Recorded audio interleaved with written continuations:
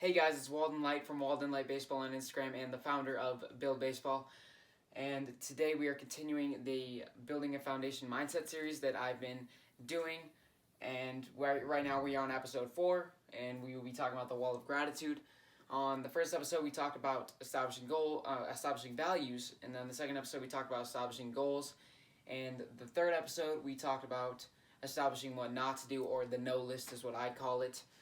And today we're going to be talking a little bit about sort of like the opposite of the no list. It's really just a list of everything you're grateful for, and that's what the Wall of Gratitude is. And we'll get into a little bit more in a little bit on how to exactly do that. And this will be a shorter episode because it does play a smaller part in my daily routine, my morning routine, when I review all of these. But this will just be a shorter video because it has less components to it and it's a simpler concept. So I like to talk about the purpose before I talk about any strategy that you can implement into your daily routine. Actually, let's talk about what it is. We probably have to clarify that first. The Wall of Gratitude is really just a list of everything that you are grateful for. You write, I am grateful, and then follow it up with a phrase. I started this a few months ago. For about a month, I would, before I go to bed, write something down on a piece of paper that I'm grateful for, and eventually it became a pretty long list, and I hung it on my wall. So now every time I wake up in the morning, I see that, and I know that I have a lot in my life to be grateful for, and that I don't have the right to complain because I have a lot more than a lot of other kids do, and that could help me accomplish some of the things I try to do with my values and in the pursuit of my goals, and also just in the pursuit of just being the person that I want to be, really. The purpose of doing it is just whenever you're ungrateful or negative, you have something to go back to. So it's not just a preventative measure to make sure you're not negative, but it is also just something that could be corrective.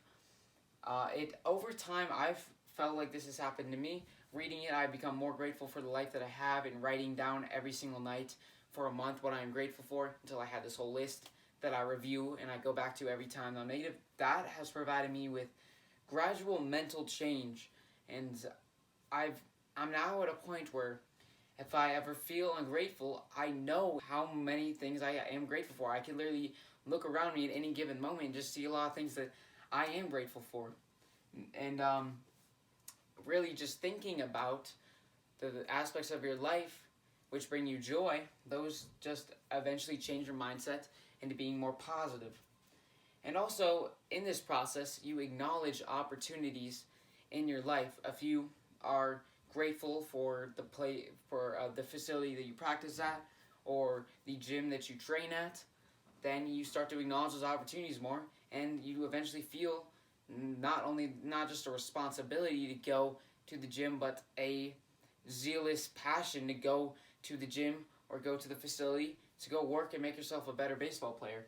So it doesn't just acknowledge what in your life is really good, but also acknowledges what you can do in your life, which is something that you should be grateful for. It acknowledges what you can do in the outside world to work towards what you're trying to do, which is your goals, to be addressed in episode 2. Now that we established a purpose for doing this, let's get into how to actually make a wall of gratitude.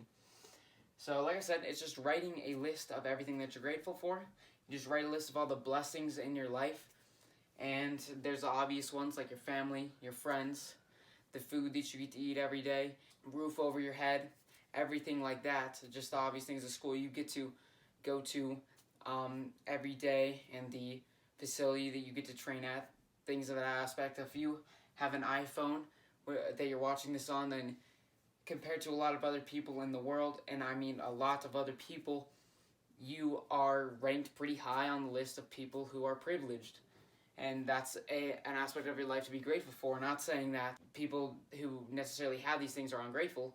I'm just saying it is a thing that you could acknowledge too. And I've had trouble with this in the past before I even made this list.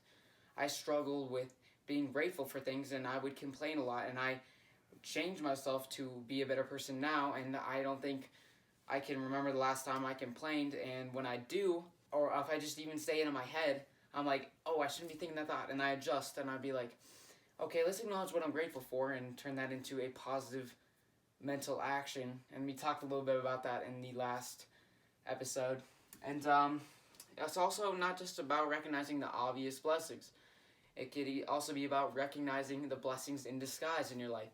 Adversity, learning to love adversity really makes you a more resilient, passionate person, because you realize that setbacks don't hold you back, and that they can actually make you stronger, because they not only fortify your discipline and your passion, but it teaches you lessons, important lessons. I believe that L doesn't stand for loss. I believe it stands for lesson. It should be one of the first things that you see in the morning, so that you build a more of a connection to it. And we talked a little bit about this with goals. You don't necessarily need to read the list every day. If you wake up feeling super positive, then just go off that feeling. It's just like if you were finished a training and you went through some mobility, and then your body felt really good, and you felt like tomorrow you would be able to perform at your optimum level. Then leave it alone instead of just going through an entire routine. Also, it doesn't just establish that connection. Like I said, if you were to feel a certain way negatively, you could go to that wall and just read like anything on the list. You could read a few. You could even just read one, and it might just change your perspective a little bit. That's just what the purpose of it is, to gradually change your perspective. I feel that gratitude is a very important component of a successful mindset, because you acknowledge what in your life can provide you with opportunities to achieve your goals. And not only that, you also just acknowledge what you have that other people do not. So that is really all I want to say about the wall of gratitude. It's a very simple mindset concept that you can implement, and it takes not that long. You don't even need to take the 30 days to write it before bed every night, even though it takes only like 10 seconds pretty much just to write it down on a piece of paper. But also, if you just wanted to sit down for like 10 minutes and just list off everything you're grateful for, you could also do that. So that's all I have to say about the wall of gratitude.